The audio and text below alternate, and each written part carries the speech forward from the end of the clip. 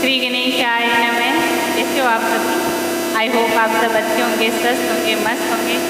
आज मैं लेके आई हूँ माँ वैभव लक्ष्मी व्रत कथा। तो वीडियो में एंड तक जरूर बने रहना। अगर आपको ये कथा अच्छी लगे तो लाइक शेयर कीजिएगा। एक समय की बात है कि एक बुढ़िया माई अपने 7 बेटों के लिए भोजन बनाती, लेकिन सातों को एक सा खाना नहीं खिलाती। जैसे कि उसके 7 बेटे थे तो वह 6 बेटे कमाने वाले थे, एक बेटा निकम्मा था। बुढ़िया माई सबके लिए भोजन बनाती, लेकिन जो 6वां बेटा था वह नहीं कमाता था, उसको उनका बचा हुआ जो था वह भोजन खिलाता। एक दिन अपनी पत्नी से बोलता है, देखो मेरी माँ मुझसे कितना प्रेम करती है। उसकी पत्नी ने कहा, क्यों नहीं करती है, सबका जूठा बच्चा जो तुमको खिलाती है। वह बोला, भला कहीं ऐसा भी हो सकता है, मैं जब तक आंखों से न देख लूँ मान नहीं सकता। स्त्री ने हंस कर कहा, आप देख लो कि तब तो मानोगे ना। कुछ दिन बाद बड़ा घर में त्योहार आया, जैसे कि होली आई, तो वह सिर धुलने का बहाना करके रसोई घर में सो गया और पतला वस्त्र ओढ़ कर और कपड़े में से सब देखता रहा। उसने देखा माँ ने उनके लिए सुंदर सुंदर आसन बिछाए और आग्रह करके उन्हें घुमाया। वह दीम कर जाने लगे तो उनकी दूसरी थालियों में से लड्डू के टुकड़े उठाए और लड्डू बनाया। झुंझुन साफ करके माँ ने उसे पुकारा, बेटा जाऊँ भाई भोजन कर गए, अब तू बाकी उठे ने कब खाए। वह कहने लगा, माँ मुझे भोजन नहीं करना, अब मैं परदेश जा रहा हूँ। माँ ने कहा, कल जाता हो तो अभी जा। वह बोला, हाँ अभी जा रहा हूँ। वह निकल गया और अपनी पत्नी की याद आई उसको। रास्ते में चलते वह पत्नी के पास गया। वह गौशाले में कंडे थाप रही। वहाँ जाकर बोला, हम जावे परदेश को आवे काज, तुम रहियो संतोष से धर्म अपनो पाल।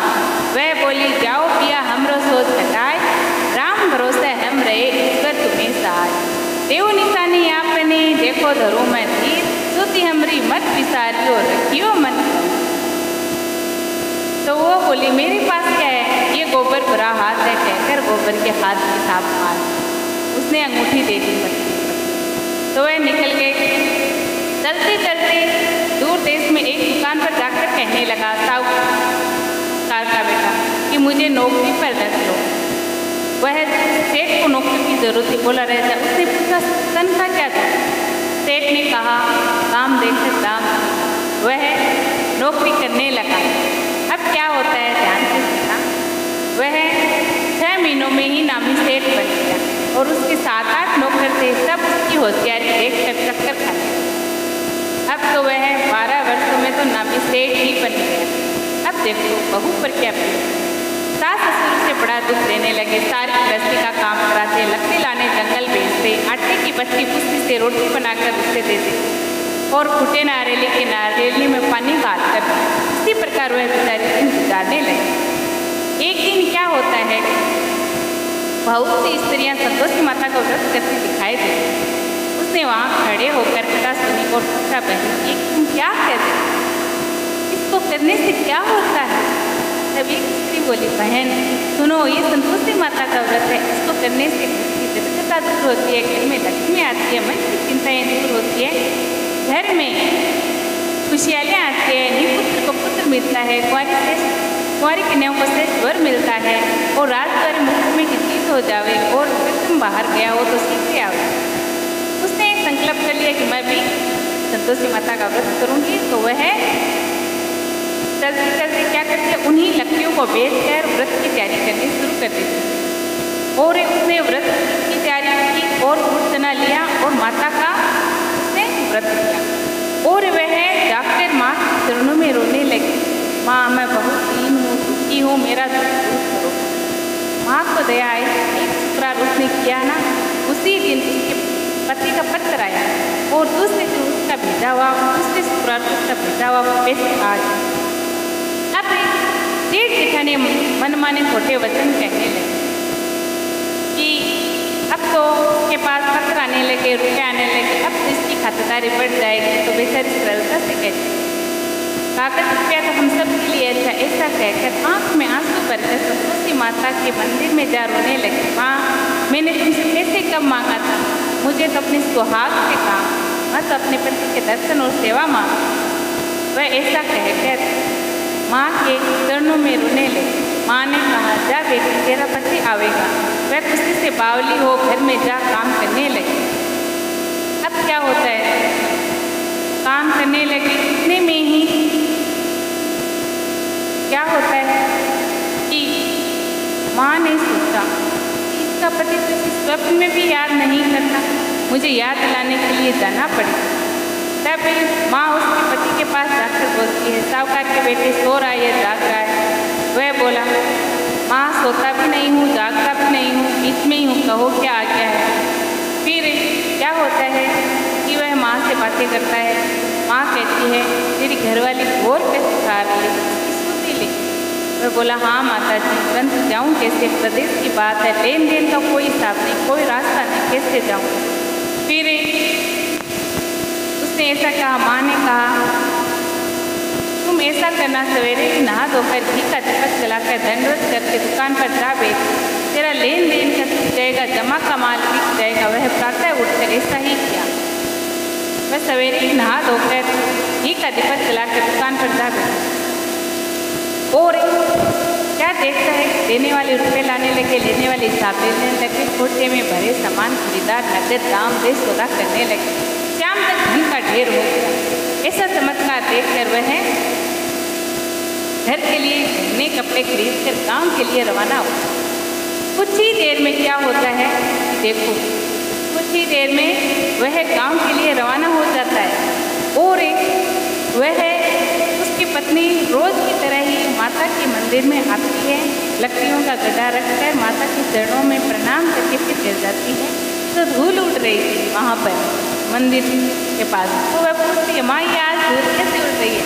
माँ कहती है, अब तेरा पति आ रहा है, फिर तुम आप ऐसा करो, लकड़ियों के 3 बोझे बना दे, एक नदी किनारे, दूसरा माता जी के मंदिर में, तीसरा अपने सर पर रखना। तेरे पति को लकड़ियों का गड्ढा देखकर मोह पैदा होगा, वह यहाँ रुकेगा, नाश्ता पानी खाकर माँ से मिलने जाएगा और फिर जावा घर। तुम ऐसा करना, 3 लकड़ियों का गड्ढे ले आना, एक नदी किनारे, एक मंदिर में और एक अपने सर पर रखना और एक गड्ढा बीच चौक में गड्ढा डालना और 3 आवाज़ें लगाना। लो सासू जी, लकड़ियों का गड्ढा लो, की रोटी दो, नारियल खोपड़े में पानी दो, आज कौन मेहमान आए। ऐसा कहकर माँ से ऐसा पूछकर वह जाने लगी। माँ ने ऐसा कह दिया। फिर एक मुसाफिर आ गया, सूखी लकड़ी देखकर उसने इसे खाना बनाया और मंदिर में माँ से मिलकर घर गया। उतने में बहू हाथ के उतावली हुई और आंगन में गड्ढा डालकर जोर से 3 आवाज़ें लगाती है। लो सासू की, लकड़ियों का गड्ढा लो, भुस्सी की रोटी दो, नारियल खोपड़े में पानी दो, आज कौन मेहमान है। उतने में ही सास आई, ये एक लड़की को बुलाने हेतु कहती है, बहू ऐसा क्यों कहती हो, आप एक मीठा भात दाल नए कपड़े पे। इतने में ही मुसाफिर आता है, अंगूठी देखकर व्याकुल हो जाता है। माँ से पूछता है, माँ ये कौन है।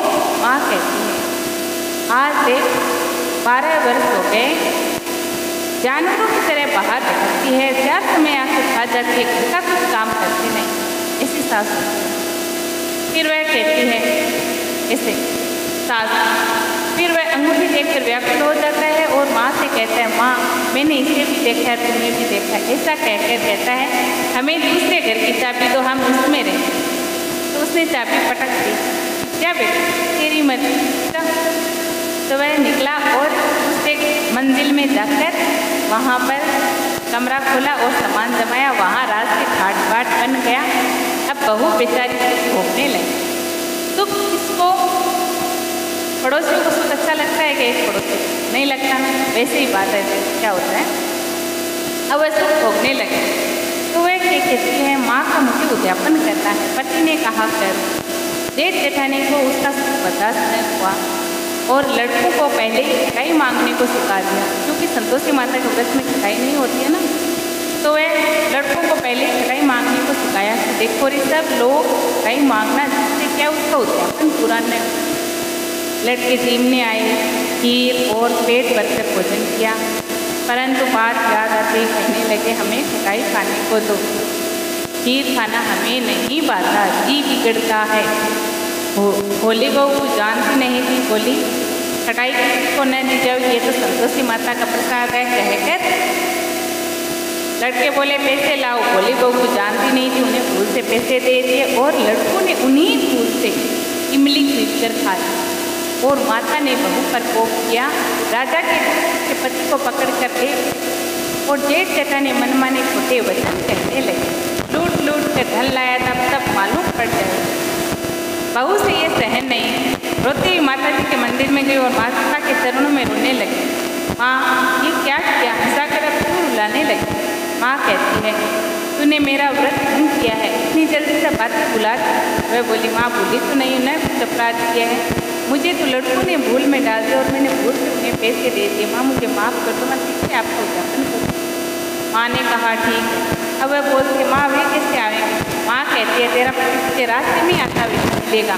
वह निकली, राह में पति आता मिला और घर जाकर वह काम करने लगी। उतने में पति आ गया और पूछने लगी आप कहाँ गए थे। उसने कहा इतना धन कमाया था, उसका टैक्स राजा ने मांगा था, वह भरने गया। फिर क्या होता है कि दूसरा शुक्रवार आया, उसने कहा मुझे फिर से माता का उद्यापन करना है। पति ने कहा करो। वह ब्राह्मणों को लड़कों को लाकर भोजन ये कराया और यथाशक्ति दक्षिणा की जगह एक नहीं मीठा फल।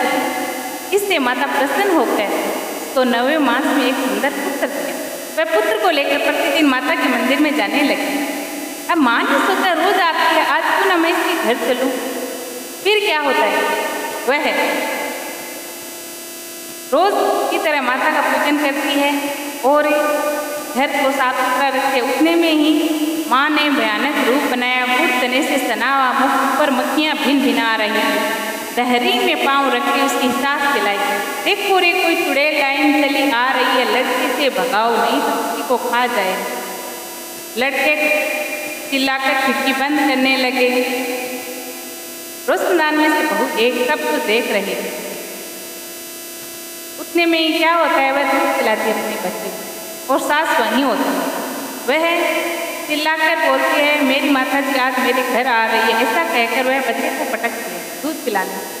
तब उसकी सास बोलती है क्या इसको देखकर इसने बच्चे को पटक दिया। इतने में माँ के प्रताप से जहाँ तहाँ लड़के लड़के नजर आने लगे।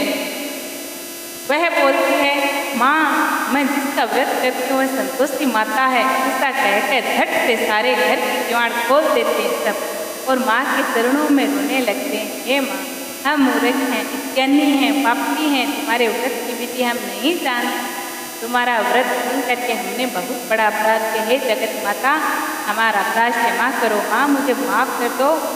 सब देराने जेठानियाँ और सास सब माँ से विनती करती है। तब माँ ने सबका अपराध क्षमा कर दिया और उनको आशीर्वाद दिया कि तुम सदैव खुश रहो। तो हे माँ सरस्वती माँ लक्ष्मी माता, हे माँ संतोषी माता, जैसा आपको आपने उस बहू को दिया सुख वैसा हमको भी दीजिए। अब बोलेंगे हम आरती। मैं तो आरती उतारूं रे संतोषी माता, जय जय संतोषी माता, जय जय माँ, जय जय संतोषी माता, जय जय माँ। बड़ी ममता है बड़ा प्यार माँ की आँखों में, माँ की आँखों में बड़ी करुणा बड़ा दुल्हार माँ की आँखों में। देखे हर घड़ी वो देखे हर घड़ी नया चमत्कार माँ की आँखों में।